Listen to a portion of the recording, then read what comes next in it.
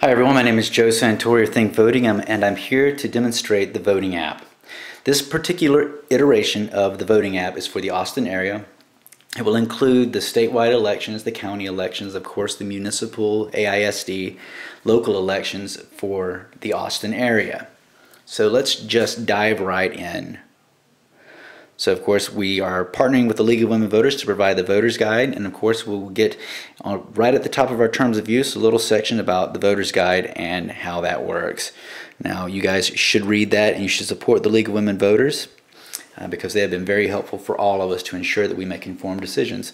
So let's agree to the terms of use, and we're going to register later instead of going through the registration process. The registering a Think Voting account will allow you to retrieve your data should you swap devices or anything like that. There are a handful of informative swipe screens here to help you understand what the app does. But let's register later, and let's go ahead and hit the Find Me button because I'm home, and this home address is going to determine where I vote, what I vote upon. So it's important to go ahead and allow that to happen.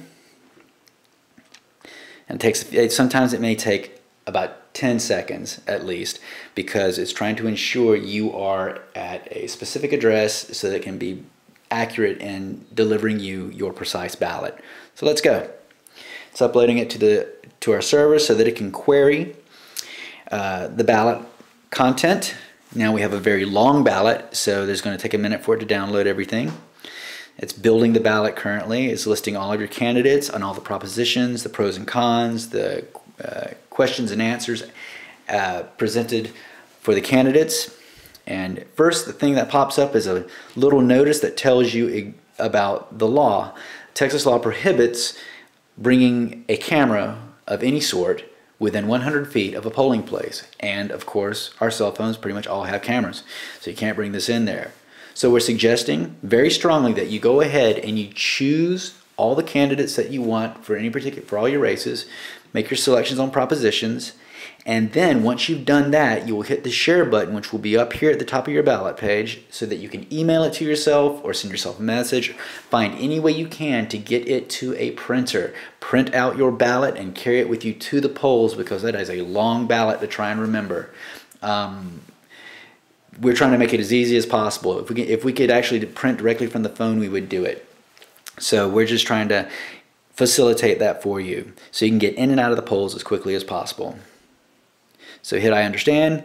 Now we see the only election coming up right away, which is our November election. So this was going to give us a list of all the items that are on our ballot. We've made no selections yet. It's asking you to make a selection. This big question mark over here lets you know that you haven't done that yet. We have it broken up into candidates, both candidates and propositions, and the propositions. So this is a list of propositions that you'll be voting upon, or at least this address will be voting upon. Let's go back to the candidates. And this is especially important. This ballot that you're looking at right now is not in the order that we plan to ship. The way we're going to ship this thing is we're going to put all the municipal elections at the top of the ballot, because we are focused on changing our current municipal government. It has now switched from an at-large districting to geographical representation. So for the first time in Austin history, you will be able to choose a city council member from your area.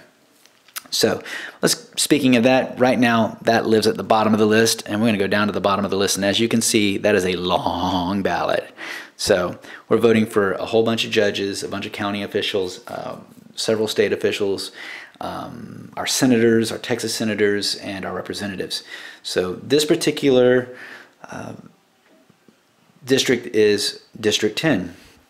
And now District 10 has a lot of candidates, as I recall. So this is a little popover that gives you an idea of what you need to do within the app. You're going to tap the face of a candidate to choose them. So once you've made your selection, now let's look at the breakdown of how this page is constructed. So you see what the race is. You see the candidates by swiping back and forth or hitting the arrows, right? And as you do that, notice that this content down here is changing.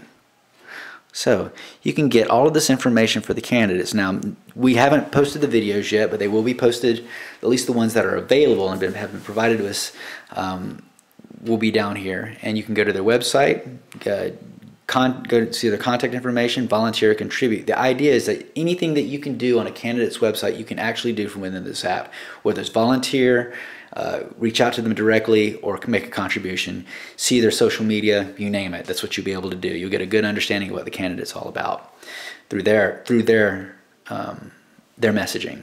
Now, you can see the experience that they have provided to the League of Women Voters, and you can compare candidates side by side on their experience by swiping back and forth. Pretty convenient, eh? All right, so one of the other things that the League of Women Voters has provided for us is a list of questions that they asked all of the candidates for each race. So you can look down here, there's 4 questions that have been asked of everyone. Notice how those don't change. However, let's tap on a question. When you tap on a question, it brings you to this page. You have a similar functionality, being able to go back and forth between candidates, and you can compare their answers down here. So you can see how Margie Borchiaga answered her question. You can see how Mandy Dealey answered the same question, and then you can actually advance to the questions throughout the questions and do that as well. And you can share this information on Facebook, message, whatever you want to do.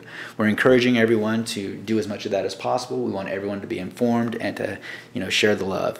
So let's get done with that. And now I'm going to just choose someone willy-nilly. I have no idea. All right.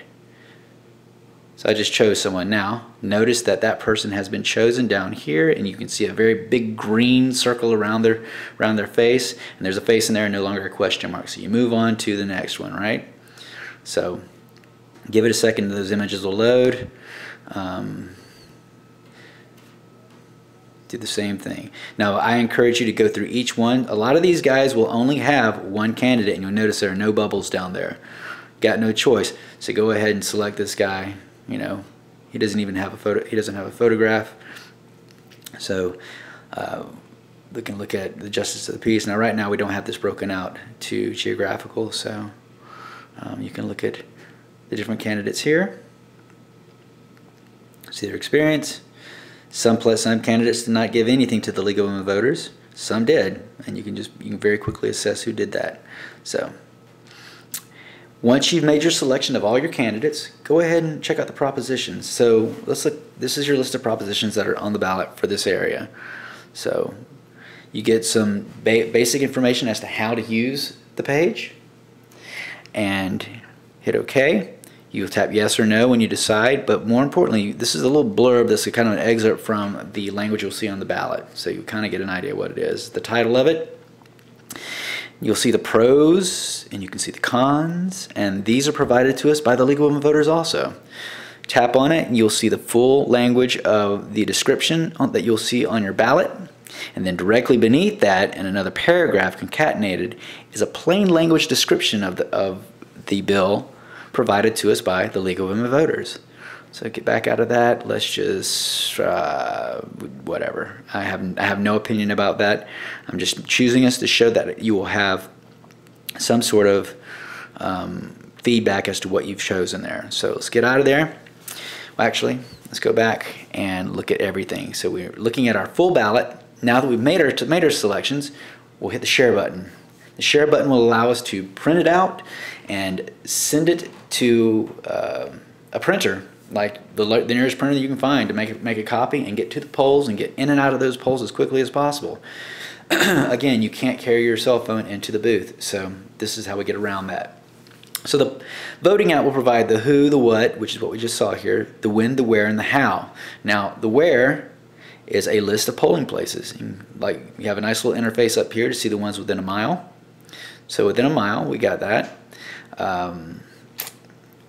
These are that doesn't seem to be any early voting that are available just yet. We're looking at one place that's a mobile polling place. These change every day, but that's not going to be available for another 10 days. So if you look at something within 5 miles, a little bit better. It's one mile, less than like a mile and a half away. So you can sort that by distance and kind of see what you got there. And you can also come in here and look at your polling places nearby this way. They're color coded to demonstrate where they are in the list here. So, The who, the what, the when, the where. This is the when. The when is a list of the election events that are coming up. So early voting begins in a couple of days, and we'll definitely have some runoffs with all the candidates we have in our local election. And then we have some other events like the candidate forum that's coming up for SABA. So the how is a list of resources that will help you out. They're all web links.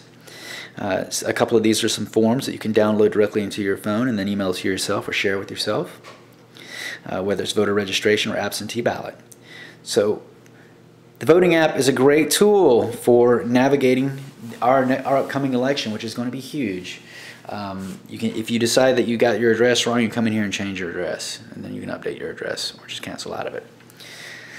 So we encourage everyone to share this app with everyone in Austin. We want to make sure that we have more informed voters showing up to the polls this time around. We have a historic election where we're making some big decisions regarding our local government. We have a huge ballot of judges that will be affecting you and your life here in Austin, Texas and around Austin, Texas.